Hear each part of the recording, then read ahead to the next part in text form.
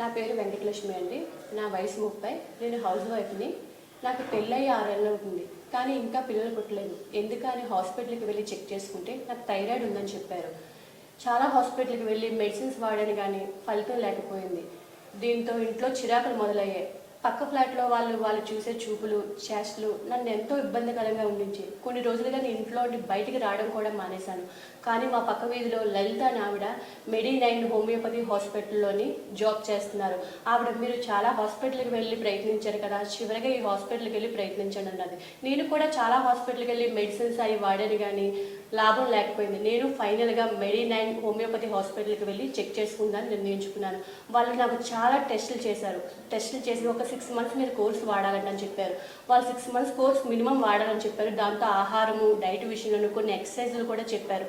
ఈ విషయంతో నేను మెడి9 హోమియోపతి హాస్పిటల్లో ట్రీట్మెంట్ తీసుకున్నాను. కానీ నాకు 4 మంత్స్కే రిజల్ట్స్ వచ్చాయి. ఏంటో అనుకుంటున్నారా? ఇప్పుడు నేను 2 మంత్స్ ప్రెగ్నెన్సీ అండి. నేను చాలా హ్యాపీగా నా కుటుంబం సభ్యులతో, మా ఆయనతో చాలా హ్యాపీగా ఉన్నాను. ఇదంతటికీ కారణం మెడి9 హోమియోపతి హాస్పిటల్. నేనైతే నా ఫ్యామిలీతో హ్యాపీగా సంతోషంగా ఉన్నాను. మీరు కూడా ఈ ప్రాబ్లం ఫేస్ చేస్తుంటే ఇంకా మెడి9 హోమియోపతి హాస్పిటల్కి వెళ్ళి చెక్ చేసుకోండి. మీరు కూడా మీ కుటుంబంతో హ్యాపీగా ఉండండి.